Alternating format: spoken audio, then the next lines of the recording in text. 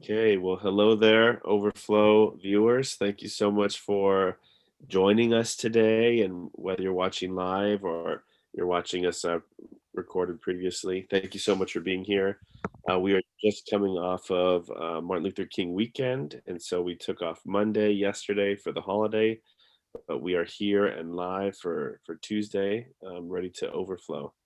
And as always, our focus of Overflow is to process the sermon from the day before, in this case, 2 days before, and to just talk about it and to talk about what we learned and what we got from it, but more specifically, how to intentionally engage with the content in our everyday life. We believe that our faith cannot just be something that we talk about or that we hear about at church, but we've got to be integrating these spiritual practices in our everyday life. So this afternoon, we have with us Aaron and Ryan and Juno and myself. And we're super glad to have you with us. Just a little recap of the sermon from 2 days ago. We walked through a passage in Amos 5, and we talked about the prophet Amos speaking on behalf of the Lord to the people. And the majority of what he was saying was about how they were oppressing the poor, they were mistreating people, they were taking advantage of them, there was no justice. And God was calling his people to justice, to do what was right in the midst of a bunch of sin and a bunch of evil. And of all things that God could call out his people on, he calls them out for continuing their spiritual practices of worship and sacrifice and community gatherings in in spite of ignoring the injustice that was taking place. The Israelites were praising God and completely ignoring the oppression and injustice that was going on. And God was not happy with that. He even said, "This is a stench. Like, this is not okay. This is not good." And so we kind of put that against the backdrop of Martin Luther King and his life and his work with civil rights and as a Baptist preacher and all that he said and all that he did.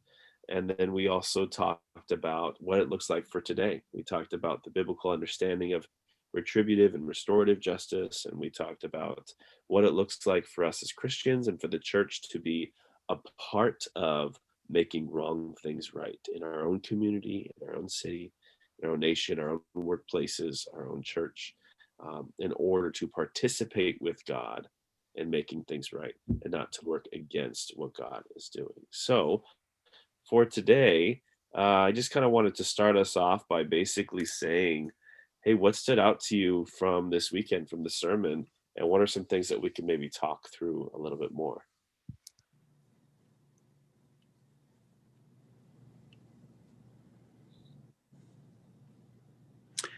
Well, it reminded me of uh, many other issues that happen in our lives. Maybe it's an addiction, maybe for some it's cancer, two biggies, or even COVID. You hear a lot about it, but just because it's not impacting your life personally doesn't mean it's not real. Addiction issues, cancer, it wasn't real until my wife had it. And COVID the same way. It's like, I'm not sick. Is it real? But it's very real and it's deadly. I think racism is the same thing. We may not be experiencing it, or we think we're not experiencing it, but in reality, it's out there and it is devastating to so many people that well, it happened because I'm working on the sermon for a couple of weeks. It happened in biblical days. It has happened in our days. And unfortunately, it may happen until Jesus comes back. But what are we doing in the meantime? What are we doing? And there's a couple of ways to look at that, then I'll shut up. What are we doing individually? And then maybe more as I thought three things I have here. Individually, maybe in your life groups. Maybe your life group here at New Life is passionate about homelessness or redlining districts, and how can you get into that to live, or how can that be upgraded, or then even church-wide. And I'm not sure which way we should go. I'd just be happy if people got passionate themselves, and as we see God moving in a way in our community, then maybe as a church we own that and say, you know what, let's tackle that issue, or let's make, again, will we tackle it? No, but there's no doubt we can make a difference really in our own cities on many of these things. Yeah, for sure. Well said, Juno. And I think I love your point that we can't just sit back as innocent bystanders saying, well, I'm not a part of any of this injustice, or I'm not a part of the oppression or racism that's taking place, or I'm not a part of, continuing to, like, have people in poverty stay in poverty. Like, I'm just kind of doing my own thing. We can't separate ourselves from it. We have to own it. And that's consistent with what MLK says. That's consistent with what Amos is saying in the scriptures, that there is no person that is innocent, that as Pilate would say, has washed their hands clean of this and is no responsibility. But we all have responsibility to participate in seeing justice take place, for sure.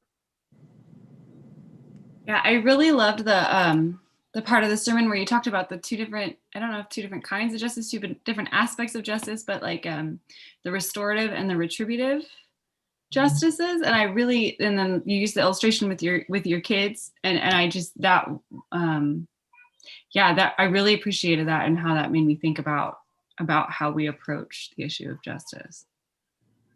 Yeah, thanks, Aaron. And just as a reminder, kind of for those watching, so the difference between the two, we have retributive justice, which would be sort of more focused on punishment, punishing the criminal, punishing the wrongdoer, making sure that anyone who breaks the law pays the price. Restorative justice is much more holistic, and the approach is really making sure that anything that is wrong is made right. So it's not just punishing the wrongdoer, but it's helping the wrongdoer to get on the right foot, or to get on the right path, or to rehabilitate that person, so that they are in a good place. It's helping the person who was hurt, or harmed, or taken advantage of, making sure that they're okay. It's not just saying like, "Hey, I'm sorry that you were robbed and that your stuff was taken, but we punished the bad guy, so see you later."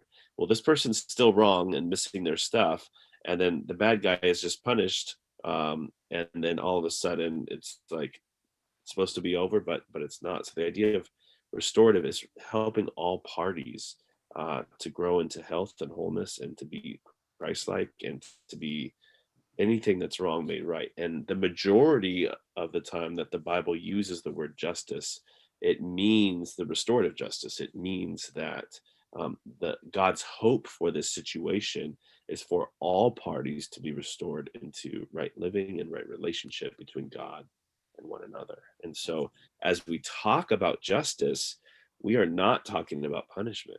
We are not talking about getting the bad people for something bad. We're talking about how do we make broken systems, broken environments, broken communities healed and whole and healthy. It's not about saying, well, this community over here, that they're a bunch of drug dealers, they need to be punished. That is not the biblical understanding of justice. It is, where are people hurting? Where are people mistreated? Where do they need help?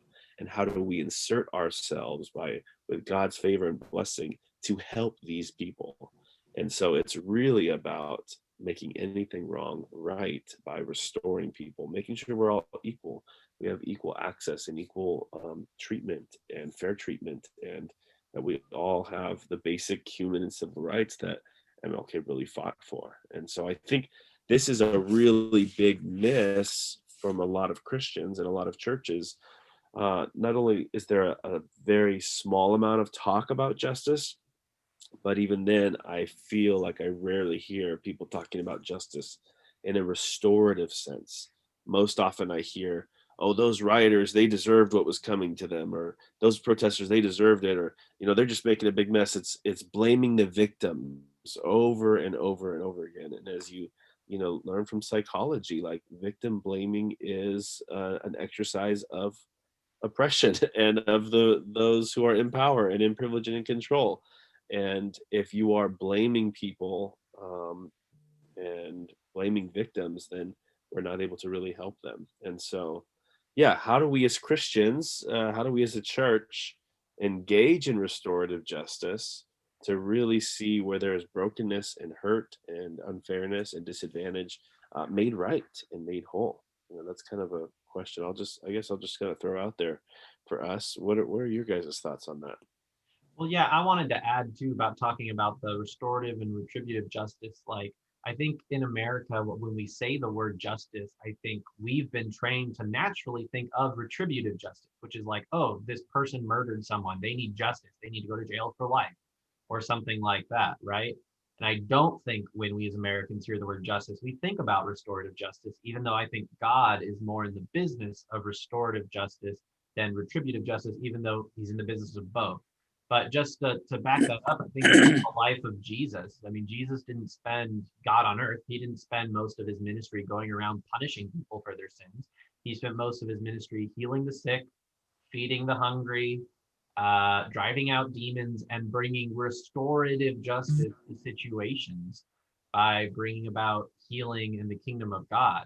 And I think that for us as everyday Christians, like retributive justice is in some ways sexier, almost in a sense of, I don't know if I'm allowed to say that word. Oh no, Juno. No, but it's sexier in that it's like, oh, the TV show CSI. Oh, we caught the criminal and they're busted, But it's not that, and also that kind of plays into naturally, like if we see someone do something awful, we get angry and we want that anger satisfied. So it kind of just that all fits together. But what's a lot harder, but also I think way more necessary, is us as regular average Americans who go to church on Sundays and have regular jobs. We're not really in the business of retributive justice. That's the police's job. That's the government's job. That's the court's job. But we all should be in the business of restorative justice whenever we can. It's not really our job to punish people. I mean, as a pastor, it's not really my job to punish anyone for something bad that they do, but I want to play my part in bringing about healing and justice in a way that brings people to Jesus in the same way Jesus did when he performed healings and preached and brought about rightness in his own ministry, restorative, in a way of restorative justice. So I just think it's really important that when we as Christians talk about justice, I think in the regular church, I think our first thought should be, how do we participate in restorative justice? Because most of us, 90+% of us, retributive justice isn't really our business. That's in some ways the law's business and in some ways God's business. But we can all be in restorative justice. So I just really want to say that. And I don't think that really answered your question, Ryan. Do you want to rephrase your question that you asked before I started talking? No, that's great. That's great. Yeah, I just kind of wanted to talk on the topic, so I think that's great. No, Yeah. let's stay on that. I got a question where I see myself feeling two different ways. Now, if it's a bank robber, if it's somebody who has stolen a car, sometimes I can be, this is just me, more restorative as to help. Let's process this. Let's think through that. But if my kid was ever raped by somebody, somebody was murdered, I'm not sure. It would be much more difficult, I'll confess, for me to be thinking about restorative justice versus punitive. Or no, you took somebody's life. You raped an innocent child, or even a woman, anybody. I think I just checked, 1 out of 6 women being raped, 1 out of 33 men. It's like, my human side says, I don't care what you're feeling as the perpetrator, you're going to pay for it. You're not going back on the streets. And so I confess that I probably live in both worlds, where if it's an object that was damaged or destroyed or whatever, I can be much more restorative as to, let's process that. Let's dig into your history as to, maybe why you're so angry. But anyway, so I just share that as to, I probably live on both sides of that discussion or that coin. And I wouldn't say that restorative justice is the absence of punishment. You know what? Yeah, I did make a note. You're right. Yes. Yeah, because I think that is an important distinction, though. We are not saying nobody should be punished or no one should be held responsible for their crime. Anyone can just do what they want. Like, no, I want people, who are going to harm people to, receive punishment. Um, but, if we start to reflect on the criminal justice system and you start to look at the statistics of who's punished and for what crimes and how that breaks down racially, how that breaks down economically, at the end of the day, the poor and the minorities are the most imprisoned. And it's like you can't help but wonder, are they really the worst criminals, or are they the most disadvantaged, and do they have the most struggle? And so I'm not saying that we don't punish people, but what I am saying is that whatever amount of effort we're putting into the punishment system, I'll say, we've got to at least be reciprocating that same amount into restorative options for people, programs and grants and whatever Yeah, organizations, to help people overcome the disadvantages that they have. let's talk about drunk driving. I have not lost, I don't think I have, lost a loved one because of a drunk driver. But I've worked in a college dorm where I'm thinking there were hundreds of drunk drivers back in the day. Hundreds of these kids that never should have been behind the wheel, but they did. They did not get in an accident. Yet if they would have, it's like, how do you, I feel much more passionate about restorative with them or texting and driving, you know. Thank the Lord, I have not been in an accident while texting and driving, but have I done it? Yes. Do I think it's wrong? Yes. As my nephew lost a foot because of a texting, no. Well, they don't know if it was texting yet, but she was buzzed. She was high while driving. Because I just think that can happen to any of us. We can make be in a bad place for a season or an evening and something weird happens. But for some reason because I could picture myself, and even though I don't drink, I could picture myself in those settings of where that's an easy action to happen, that drinking and driving. But still, I probably disagree maybe with Ryan when it's really, if somebody's burning down some buildings, I think some action needs to be taken when they're destroying the livelihoods of hundreds of, really, how that rolls out to so many people. I get a little bit more impatient with that. I'll be honest. I don't care what color they are. If you're destroying somebody's business that they've spent their life building, I'm a little bit less restorative. It's like, no, there's some consequences. But anyway, but maybe I'm just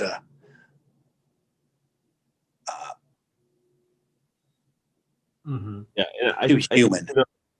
You're speaking into the humanness of our responses, right? Like any of us in any situation, if we are personally victimized or we personally experience loss, there's something in us that is probably more naturally going to want punishment than to be at the trial of the murder of our loved one going, I'm hoping for restoration here. Mm-hmm. But while you're speaking to the humanness, I think this is a collective call on all of us as God's people and on all the world to participate in restorative justice. It doesn't mean if we are the direct victims that we have to be the ones personally responsible for putting all efforts into restoring that person. Mm-hmm. But I think that we do need to be a part of this. And it would be easy to kind of, I don't know. I think it's easy to sort of nitpick every situation and think, what would I do here? Or what would I do there? But I think the better focus is, as Christians and as the church, how can we participate in our local community with restorative justice? Like, what does that practically look like for us? And remembering that without God's grace, what's the saying? There go I, and it's just like without God's love for us, because our sins and our shortcomings aren't nearly as visible as somebody who drives his car into a crowded of people that something needs to happen, or I'm not selling meth on the side. But God's grace has covered me in my sins. So anyway. Yeah. Um, Go ahead, Aaron. Go ahead. are you sure? Yes, go ahead.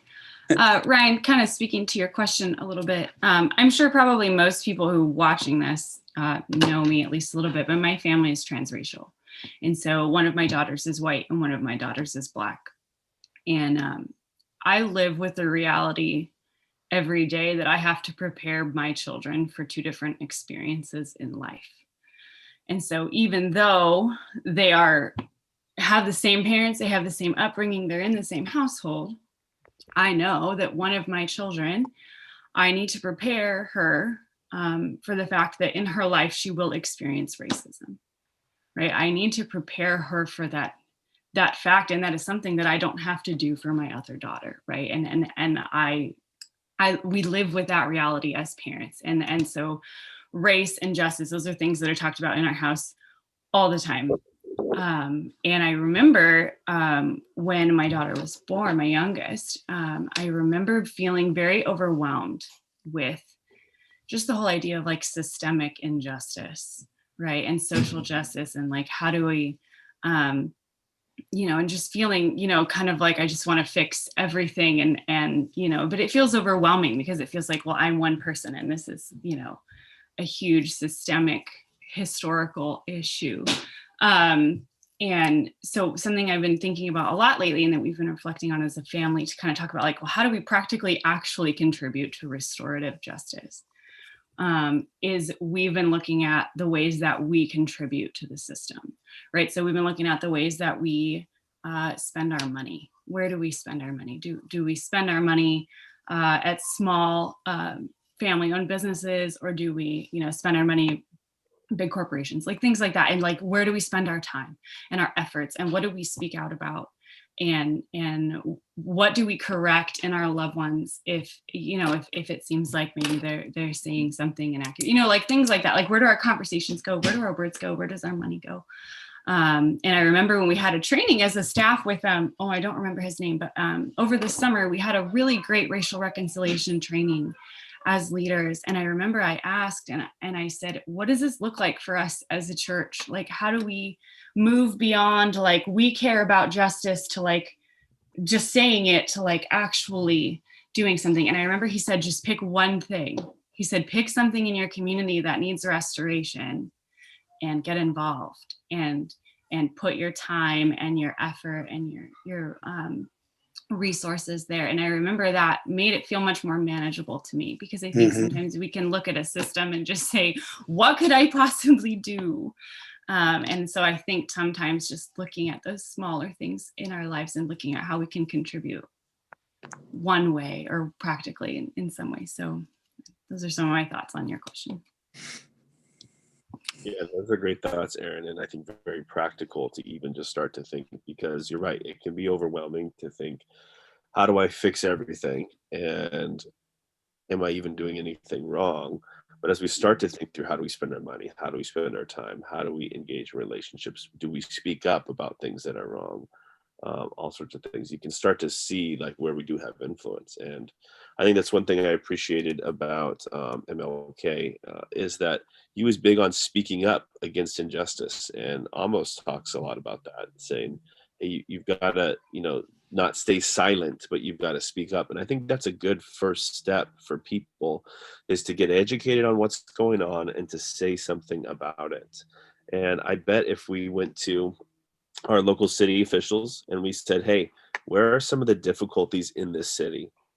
I guarantee you that there'd be a list. Oh, this neighborhood is always a very challenging one, or this demographic, or this location, or these stores over here are always struggling or causing issues, or oh, we have these different gangs in this area, or whatever it is. I'm sure between police and first responders and city officials, there is a lot of awareness of where there are struggles. I bet if we went to our schools and our school districts and our principals and we said, who's struggling the most in your school, and what could help them? It's, oh, we have this demographic of people, and if these kids just had some tutoring or some support, we just can't pull it off. But if they had that, they would really do so much better. They just come from tough situations, or they don't have a lot of home support, or whatever it is. And so I guarantee that there's a lot of people who are very aware of where the weaknesses are and where the sore spots are and where the people who are struggling are. It's just a matter of, are we willing to go and have these conversations and figure this out? And I love like what you said, and just choose one. Just choose one area or one people group or one situation that we could maybe help a little bit, for sure. Yep. Last week I talked to a local city official, and I'm looking at the email. Their homeless shelter, Bellflower, is filled with 53 residents. The price tag to take care of each person is $40,000 a year. I was shocked. It's like, I often have an empty room. What can I do? You know, I probably wouldn't go down that route, but it's like $40,000 a year, people. And again, I'm not debating that. I'm not saying that money is not well spent, or if you think of housing and personnel and everything that it takes. But it's just like, it's not like it's complicated. It's not easy, but we got to do something. We got to do our part the best we can, I think. And, but like you said, Ryan, we can ask any of our surrounding cities, where do we need help? And rather than telling them where they need to put their help, how can we help? Maybe a great approach for us. Yeah. And I do feel like the church is very guilty of debating and dialoguing things forever, but rarely doing something, like rarely getting out that we'll discuss the theology of retributive and restorative and what it should be and what it shouldn't be for forever. But when's the last time we just went, and I know we're in COVID, so I know this is a little different, but went and served a meal to someone in need, or showed up at a school to volunteer, or gave something away to a neighbor who needed it, or anything, spoke up on social media about something that wasn't right, any of this kind of stuff is helping to make progress. And while we're not going to solve the issue, I mean, I think there's always going to be homeless, but that doesn't mean we still can't be part of it. And I mean, if there were 10 churches, obviously there are churches all over the place here. Probably 20, if 20 churches got involved, could that $40,000 a year be taken down to 35 or 32,000?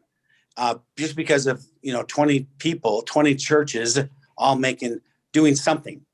I don't know, but it's just like, while at times it seems so overwhelming, I think the church in the capital C is large enough to make a significant impact in so many of these things.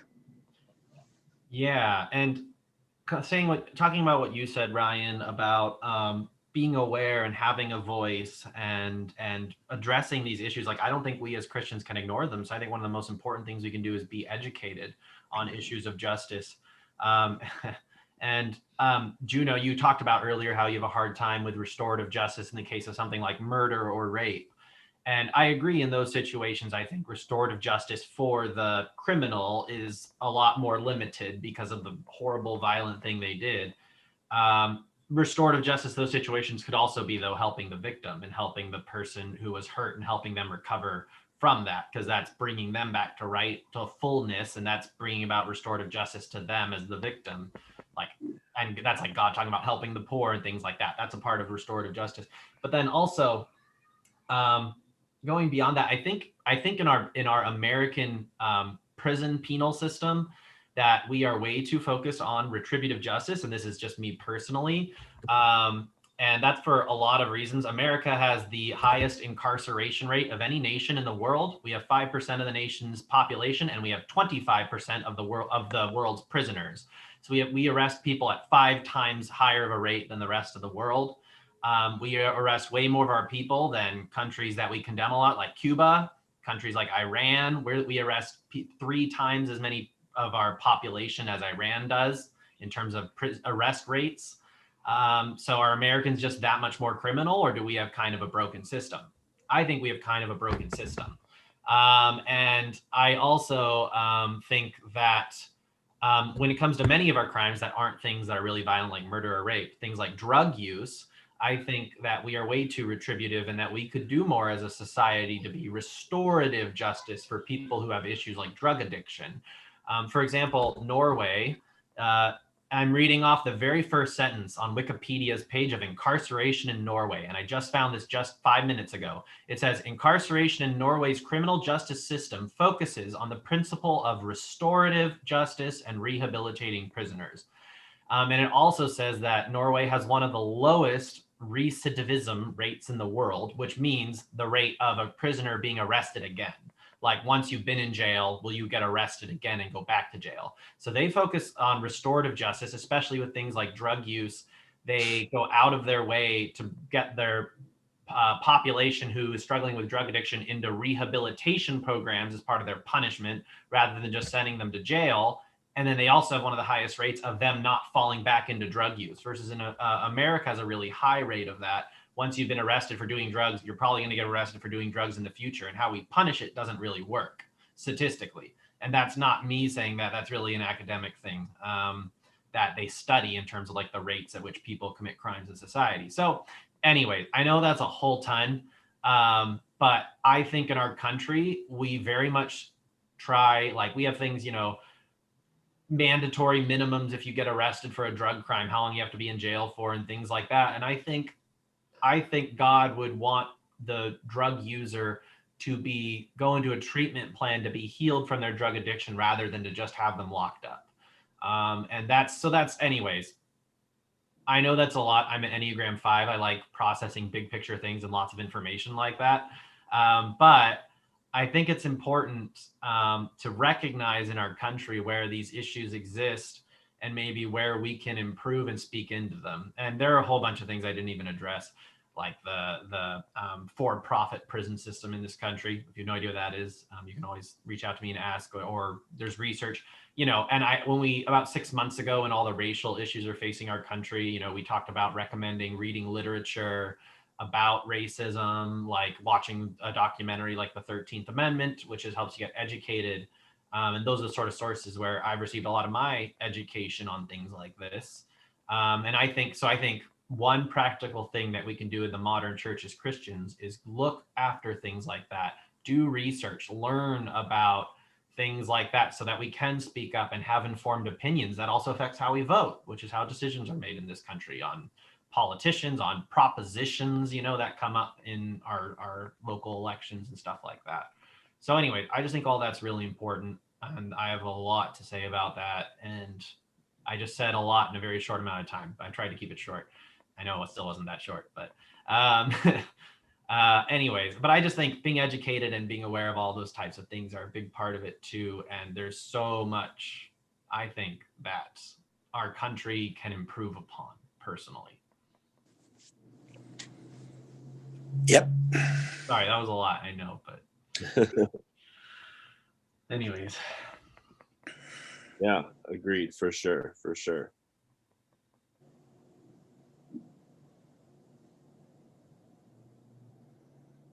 Yeah. So where do we go from here? What do we do? And I like the idea of just encourage everyone to take a step in the right direction. Take a step in the direction of becoming a little bit more informed or educated of what's going on. Take a step in the direction of speaking up about something. You don't have to be the one to fix everything, but you can speak up and say, hey, I'm seeing this or I'm seeing that, or I think we need to do something about this. I think it's a pitfall that we don't need to be in by saying, well, unless I'm going to solve the whole problem, I better not even speak up about it, because people will just say like, well, what are you doing? So I think it's good to even just speak up, and then to consider what action looks like. Is there a group or is there an organization that's already doing something in this area, or who could I get together with to participate and see some improvement here? Or what small or simple thing could I do just in the right line of thinking and action? So, yeah, I guess that's kind of my final thought for today, for this afternoon. Anyone else have any final thoughts on this? I know it can seem like a lot. Sorry, really quick. And on these issues, on each issues of systemic injustice, systemic racism, it's easy for us as Christians to say like, oh, well, I'm not racist, or I don't act racist, so I'm not part of the problem or anything like that, but I think it's really important to not ignore it, even if we don't really think we're part of the problem, because I think that there may be ways that we don't even understand where we are part of the problem. There's things like unconscious bias, and I know for me, I've had experiences where I've learned I have unconscious bias that affects how I act, and if I don't become aware of those, then I think I am doing injustice. And I think we all can be guilty of that in ways we don't even know, and I think we all have to challenge ourselves to grow and dive into these things, because if we're ignoring them, I think that is injustice, because we're just ignoring a problem. And I think God wants us to be active agents of healing and restoration and restorative justice.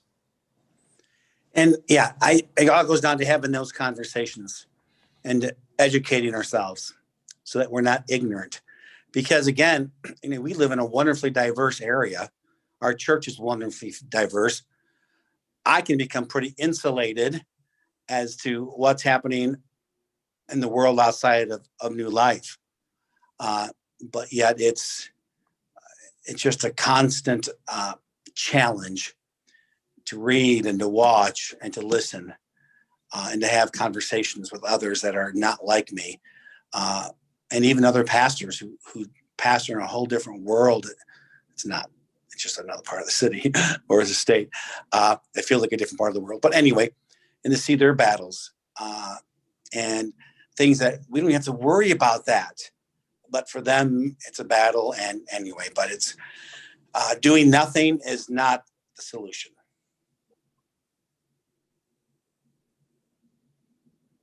Agreed. Well, I feel like we could talk about this forever.